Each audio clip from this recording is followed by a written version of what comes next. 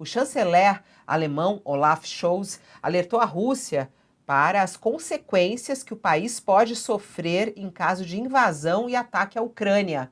Ele classificou o atual momento como difícil, em referência aos 100 mil soldados russos que estariam de prontidão próximos à fronteira com a Ucrânia, preparando um ataque, segundo informações dos Estados Unidos e de aliados ocidentais, entre eles a Alemanha e a França. Já o presidente francês, Emmanuel Macron, reforçou que os custos podem ser altos em caso de uma agressão russa. Ao mesmo tempo, ele defendeu a manutenção das conversas. Macron e Scholz, eles conversaram ontem por videoconferência com o presidente dos Estados Unidos, Joe Biden, para falar sobre essa crise. Biden afirmou que não há intenção de enviar tropas dos Estados Unidos à Ucrânia. Ele afirmou que os Estados Unidos têm uma obrigação sagrada de ajudar militarmente os aliados da OTAN caso sejam atacados, mas que esse compromisso não se estende à Ucrânia, que não é membro da aliança. Na sexta-feira, o presidente francês deve ter uma videoconferência diretamente com o presidente russo Vladimir Putin para tentar discutir soluções sobre um possível conflito. E, inclusive, o presidente brasileiro vai à Rússia no próximo mês, em fevereiro, tem uma agenda lá, e a gente vai entender um pouco mais a respeito dessas questões internacionais. A gente convidou a participar conosco aqui do programa o professor de Relações Internacionais, Gunther Hudzit, e que ele participa conosco aqui ao vivo, e Josias de Souza está de volta também para nos ajudar nessa entrevista. Olá, professor, bom dia, seja bem-vindo aqui ao All News. Bom dia, Fabíola, Josias, bom dia a todos que nos assistem.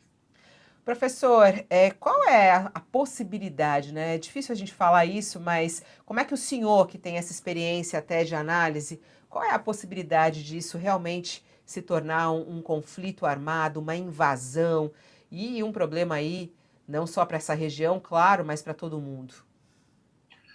Bom, primeiro que a gente pode esquecer que a Rússia já anexou um pedaço da Ucrânia.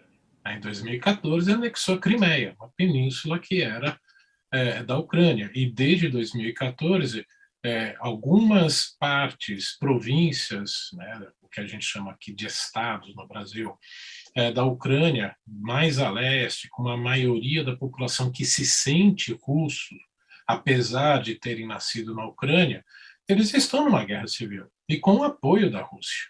Então, na verdade, esse conflito né, como se diz hoje, uma guerra híbrida, que não é essa guerra clássica de exércitos invadindo, ela já vem ocorrendo desde 2014. Eu não acredito no enfrentamento entre OTAN e Rússia, até porque nisso levaria uma guerra termonuclear e a Terra deixaria de existir como a gente conhece, porque infelizmente as armas estão lá, as armas termonucleares estão lá. Guerra Fria acabou, diminuíram. Antes eles podiam destruir a Terra 32 vezes, agora são só 16 que eles podem destruir, né, a Terra, 16 vezes. Então isso é um limitador. Agora, a Rússia invadir, ou principalmente não abertamente nessa forma de guerra híbrida, novamente pedaços maiores da Ucrânia, isso eu já não descarto.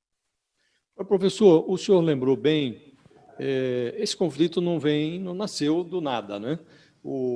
A Rússia já abocanhou um pedaço da Ucrânia, invadiu ali a península da Crimeia, anexou esse pedaço em 2014, e agora nós não estamos vivendo uma guerra clássica, mas a guerra começou, a guerra está em curso, né?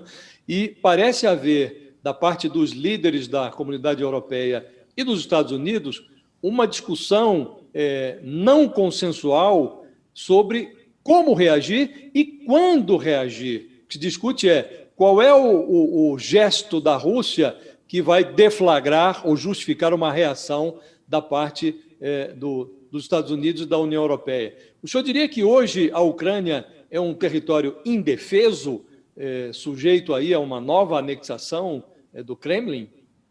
Bom, primeiro, José, você tocou num ponto fundamental que é um dos objetivos de Vladimir Putin, que é justamente enfraquecer a OTAN. enfraquecer essa aliança ocidental que garante a presença de tropas americanas na Europa.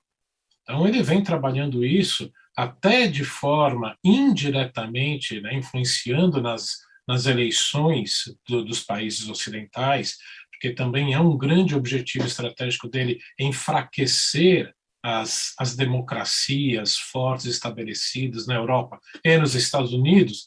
Alguns dizem, eu acredito também que ele já conseguiu em grande parte isso com, né, a eleição do Donald Trump, que enfraqueceu demais a postura americana frente a assuntos internacionais, e que justamente os europeus que estão mais próximos da Rússia, muitos eleitores europeus não querem nem saber de um conflito, né?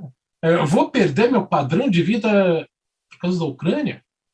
Ninguém fala abertamente isso, mas é a cabeça do eleitor, principalmente do eleitor alemão. Por isso até do sincericídio do comandante da Marinha alemã, que falou uma plena verdade, né, que Putin quer ser tratado com respeito, com a postura que a Rússia é de uma grande potência, e que a Crimeia esquece. A Crimeia nunca vai voltar a ser da Ucrânia. Ele teve que pedir, né, e baixa no mesmo dia. Então, essa é a realidade. E a Ucrânia sofre, sim, sofre essa possibilidade de um reaquecimento desses conflitos.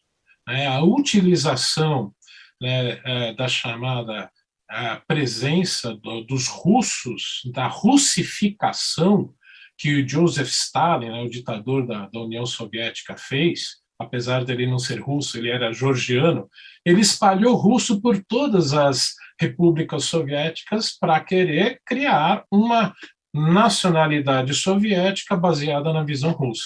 E esse problema está aí até hoje, e é isso que ele tem utilizou na Geórgia em 2008, justamente quando se começou a falar da possibilidade da Geórgia e da Ucrânia entrarem na OTAN. Esses russos na Geórgia se revoltaram e ele, né, em questão de dias, acabou com a Geórgia. Aí pararam de falar sobre a, né, aceitação da Ucrânia. 2014, quando a Ucrânia começou a querer assinar um tratado de livre comércio com a União Europeia, deu no que deu. Então, sim, a Ucrânia é um grande objetivo estratégico de Vladimir Putin, que ele não vai desistir tão facilmente, e todas essas ameaças econômicas, para mim, não põem medo nele.